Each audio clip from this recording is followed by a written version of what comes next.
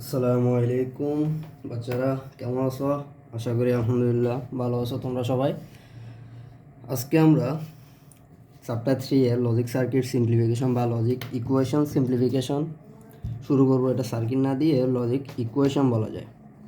Logic equation যে সিম্পলিফিকেশনগুলো, যেটা পরীক্ষাতে তোমাদের দেখবে যে 3 নম্বরের কোশ্চেনগুলোতে আসে 3 নম্বরের জন্য, এটা বেশি ইম্পর্টেন্ট। পরীক্ষার সিকিউতে প্রত্যেক সময় থাকে। আমি তোমাদেরকে আগেও বলছিলাম যে 7টা আমি তোমাদেরকে টপিক দিয়েছিলাম, সবগুলো ইম্পর্ট্যান্ট পরীক্ষার জন্য। ওইখান থেকে এটা 4 নাম্বার টপিক আজকে আমরা সলভ করব। প্রথম নাম্বার টপিক ছিল আমাদের নাম্বার সিস্টেম কনভার্সন, সেটা আমরা প্রথম ভিডিওতে কভার করছি।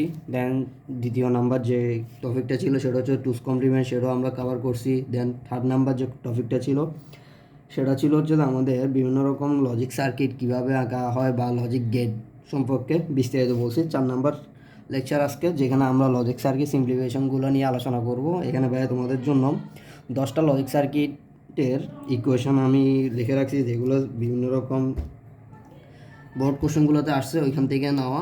আর কিছু ধরো বইয়ের প্র্যাকটিস কোশ্চেন আছে, ওইখান থেকে নিছি। এই 10টা আজকে আমি সিম্পলিফিকেশন করে তোমাদেরকে দেখাবো। আশা করি সহজে তোমরা বুঝতে পারবে, ঠিক আছে? এবং কত হচ্ছে ভাই, এরকম যদি সার্কিট আমাদেরকে দেওয়া থাকে, এই টাইপসের কোশ্চেনগুলো আসলে কীভাবে আসে সেটা আগে আমাদের জানতে হবে, ঠিক আছে?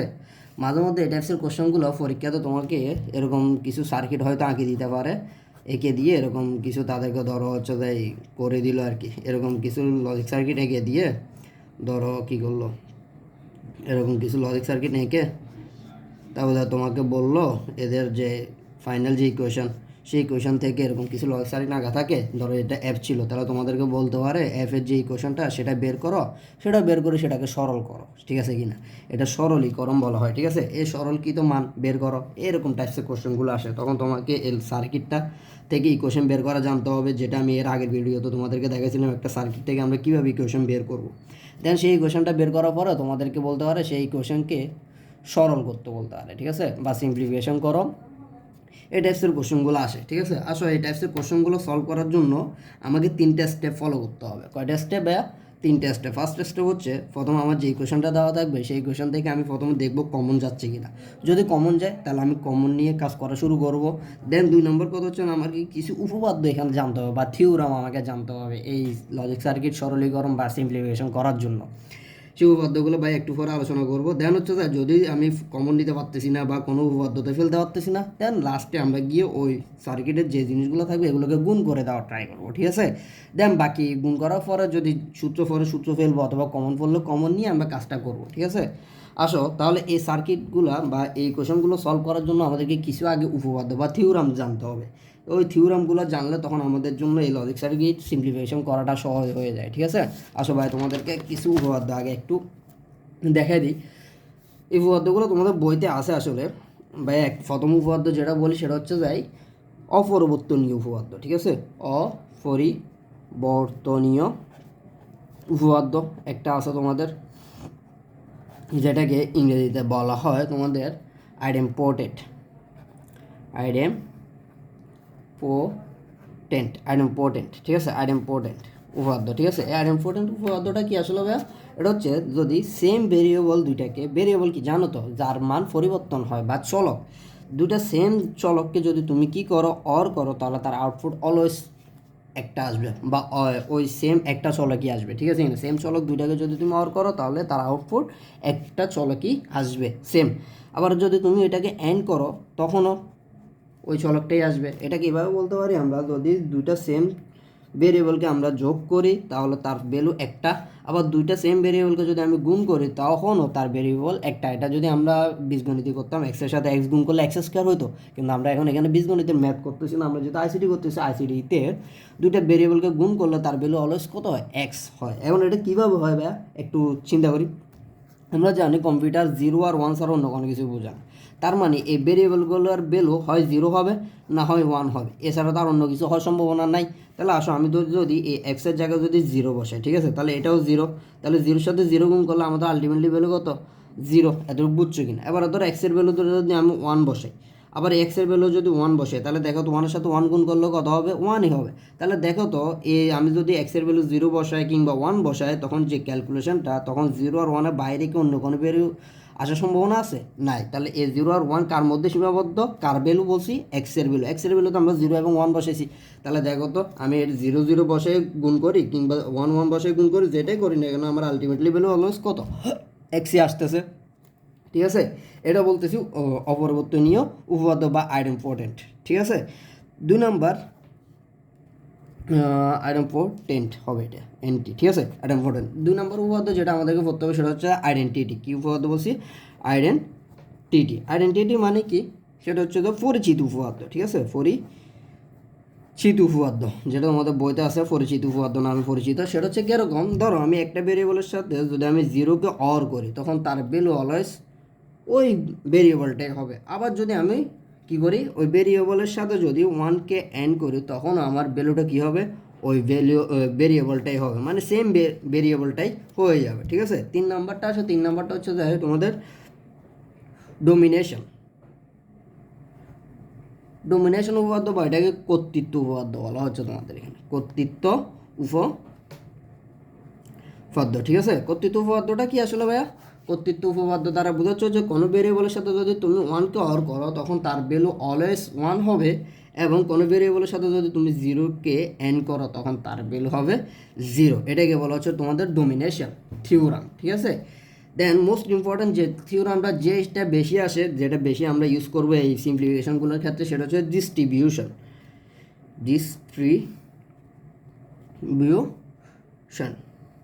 বা ডিস্ট্রিবিউটিভ বলা হয়। এটা ডিস্ট্রিবিউশন অথবা ডিস্ট্রিবিউটিভ, বা যেটাকে বলা হচ্ছে বাংলাতে বন্টন সূত্র। ঠিক আছে, এই বন্টন সূত্রটা কি ভাই?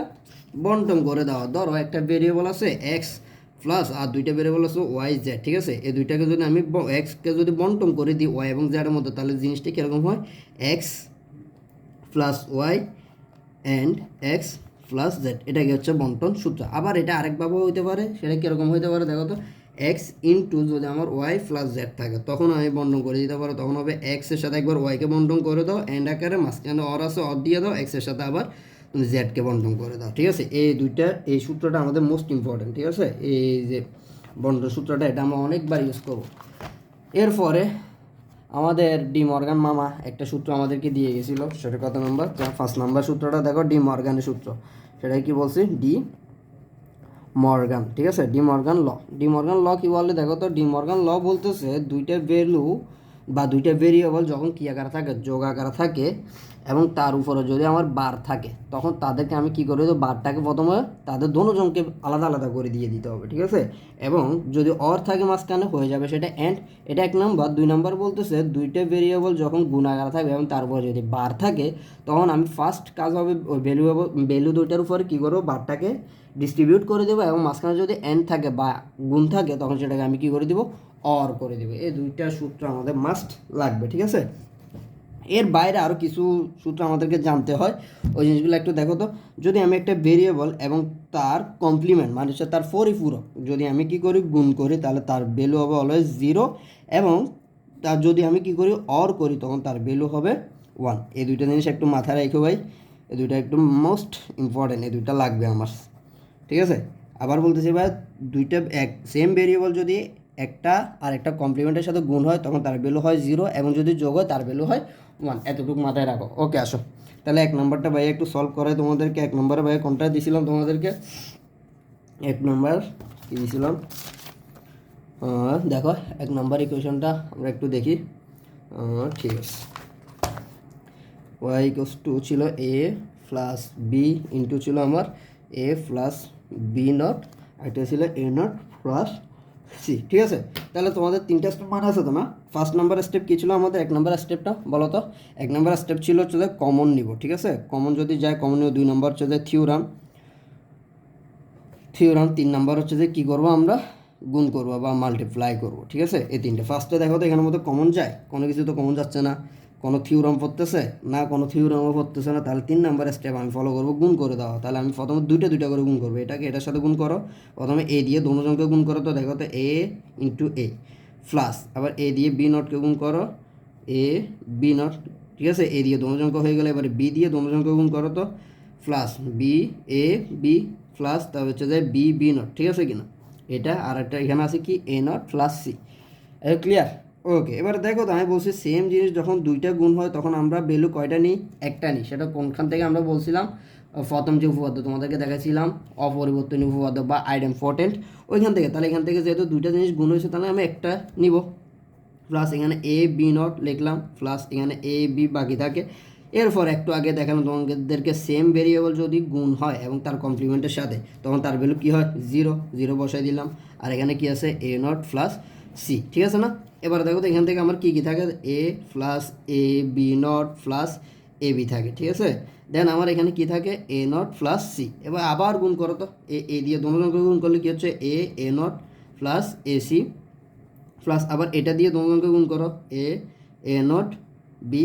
আবার এটা দিয়ে সিকে গুণ করো, A B not C, plus এটা দিয়ে দুজনকে গুণ করো, A not B plus A B C, ঠিক আছে কিনা?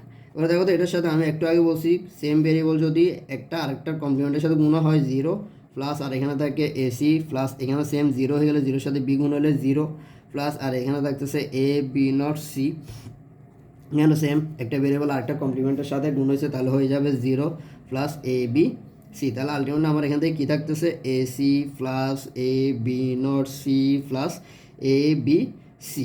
এত ক্লিয়ার কিনা? এরপর এখান থেকে আমি কি লিখতে পারি দেখো তো? এখান থেকে কোনো কিছু কি আর কমন যায়? দেখো তো এখান থেকে কি কোনো কিছু আর কমন যায় কি না? বা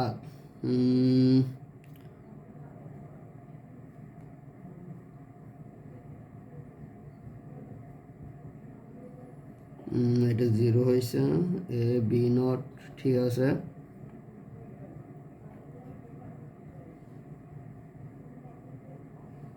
লাস্টটাতে একটু ভুল হয়েছে মনে হচ্ছে।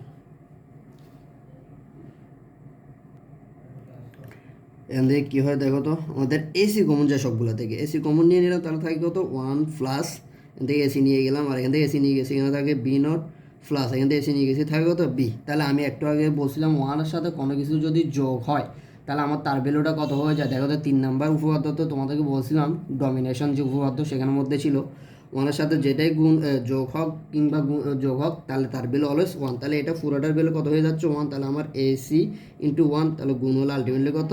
এসি। এটা হচ্ছে আমার আনসার, ঠিক আছে? 1 নাম্বার। এবার আসো 2 নাম্বারটা আমরা একটু সলভ করি। 2 নম্বরটা কী ছিল দেখো তো?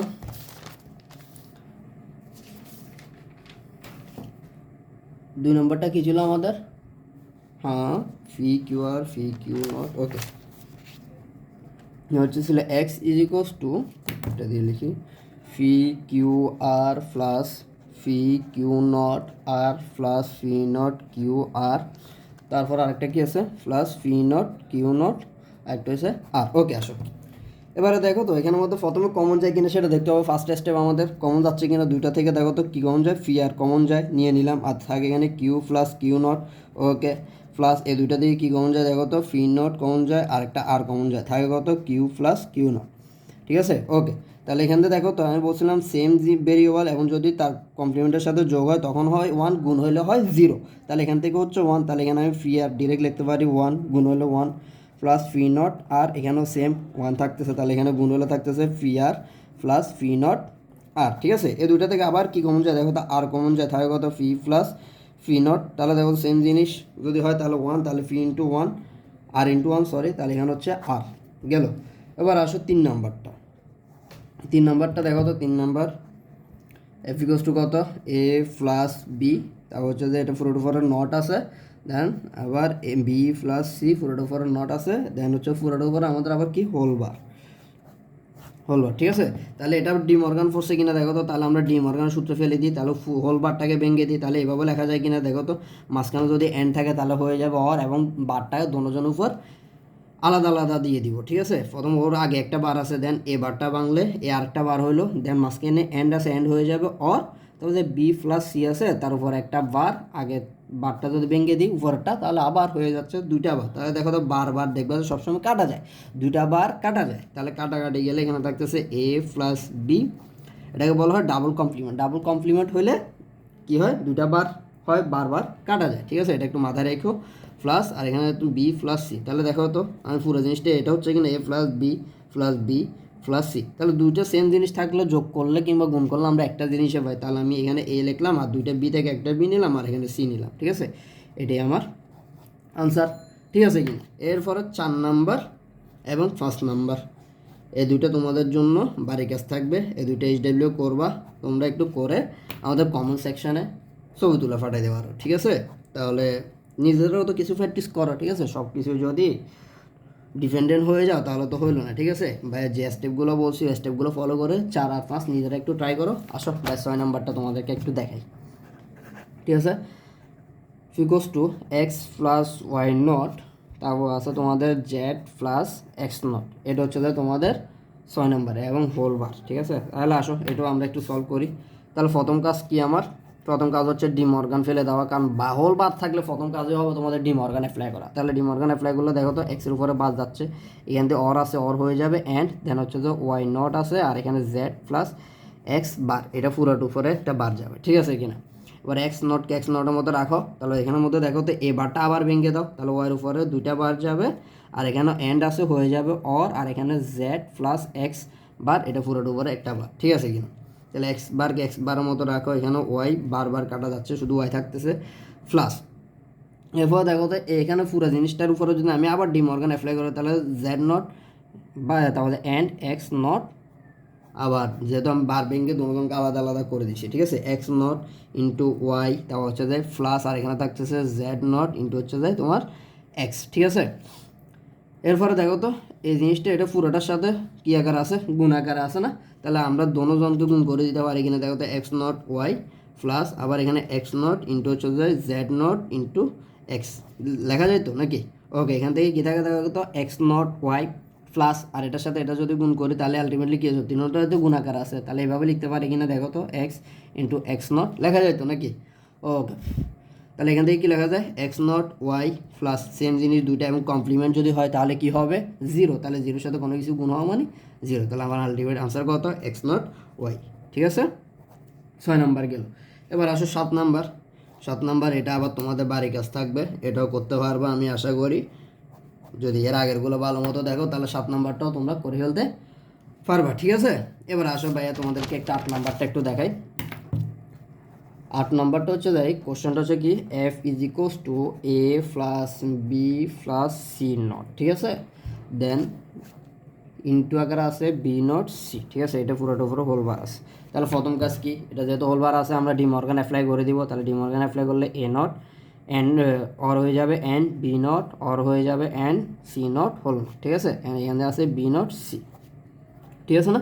পুরো জিনিসটা তো আমার কী আকার আছে দেখো তো? গুণ আকার। তাহলে আমি জিনিসটা কীভাবে লিখতে পারি? এ নট বি নট, আবার বি নট দুইটা একসাথে লিখি, তাহলে বি নট আর এখানে সি ইন্টু হচ্ছে যে সি। তাহলে দেখো তো এ নটকে রাখলাম, সেম জিনিস দুইটা থাকলে আমরা গুণ হইলেও অথবা যোগে একটা নিই, তাহলে বি নট আর এখানে সেম জিনিস দুইটা, তাহলে সি, এটা আমার আনসার, ঠিক আছে? এরপরে দেখো তোমরা আশা করি 9 নাম্বারটাও করতে পারবো। 9 নাম্বারটাও তোমাদের জন্য এইচডব্লিউ থাকবে। আসো ভাই 10 নাম্বারটা তোমাদেরকে করাই দিই, ঠিক আছে? এগুলো যদি যেগুলো ভাই এইচডব্লিউ দিছে এগুলো যদি কোনোটা তোমরা না পারো তাহলে ভাইকে কমেন্ট সেকশনে জানাবা, ঠিক আছে? আর যেগুলো পারছো ওইগুলো ছবি তুলে তোমরা কমেন্ট সেকশনে পাঠাইতে পারো, ঠিক আছে? ওকে, তোমাদের প্র্যাকটিসটা অন্ততপক্ষে হয়ে যাবে। এবার আসো 10 নাম্বার ইকুয়েশনটা কী আছে? এ নট প্লাস বি, তারপর আছে হচ্ছে তোমাদের এখানে এটা পুরোর উপরে একটা হোল বার, তাহলে plus B plus C bar, ঠিক আছে? আর পুরোর উপরে হোল বার। তাহলে হোল বার থাকলে আমরা জানি ডি মর্গান অ্যাপ্লাই করো, তাহলে এখানে A not plus B not, B আছে এটা পুরোর উপরে একটা নট আছে, এটা যদি ডি মর্গান অ্যাপ্লাই করি পুরোটার উপরে একটা নট আসবে, অর হয়ে যাবে অ্যান্ড আর এখানে বি প্লাস সি বার আছে, দেন ওইটা পুরোটার উপর আবার একটা বার, এর দুইটা বার কাটা যাচ্ছে, তাহলে এখানে থাকতেছে এ বার প্লাস বি। আর এখানের মধ্যে দেখো আবার ডি মর্গান অ্যাপ্লাই করতে পারি, তাহলে হচ্ছে যে বি নট অর হয়ে যাবে অ্যান্ড তারপর হচ্ছে যে সি বার বার, ঠিক আছে? তাহলে এখানে থাকতেছে কি দেখো তো? এ বার প্লাস বি, তারপর এখানের মধ্যে কী থাকতেছে দেখো তো? বি বার সি, ঠিক আছে? তাহলে এটাকে আমরা আবার গুণ করে দিতে পারি, এটা পুরোটা এটার সাথে গুণ করে, তাহলে A not B not C plus এটার সাথে এটা গুণ করো, তাহলে হচ্ছে যে B into B bar into C. তাহলে এখানে থাকতেছে A not B not C, আর এখানে দেখো তো দুইটা সেম জিনিস যদি কমপ্লিমেন্ট গুণ হয় জিরো, তাহলে আলটিমেট আনসার জিরো, আর এখানে এ বার বি বার সি, ঠিক আছে? আশা করি তোমরা বুঝতে পারছো। এতটুকুর মধ্যে যদি তোমাদের কোনো প্রবলেম হয় তাহলে কমেন্ট সেকশনে বাইকে জানাতে পারো। নেক্সট ভিডিওতে আমরা হাফ এডার দেন হচ্ছে যে ফুল অ্যাডার, দেন হচ্ছে হাফ অ্যাডার থেকে ফুল অ্যাডার যে ইমপ্লিমেন্ট সেটা আমরা নিয়ে আলোচনা করব। আর 3টে ভিডিও লাগবে হয়তো এই চ্যাপ্টারের জন্য। 3টে ভিডিওর মাধ্যমে আমরা চ্যাপ্টারটা ক্লোজ করব। আশা করি তোমরা বুঝতেছো। যদি কোনো টপিকে বুঝতে অসুবিধা হয় তাহলে ভাইয়াকে কমেন্ট সেকশনে জানাইতে পারো, ঠিক আছে ভাই? আশা করি ইনশাল্লাহ তোমাদেরকে রিপ্লাই করার ট্রাই করব। আর যদি তোমরা আর অন্য কোনো চ্যাপ্টারের কোনো স্পেসিফিক টপিকের উপরে যদি প্রবলেম হয় তাহলে সেটাও ভাইকে জানাতে পারো, ঠিক আছে? ওকে, আজকে এতটুকুই। আল্লাহ হাফেজ, সবাই ভালো থেকো। আল্লাহ হাফেজ।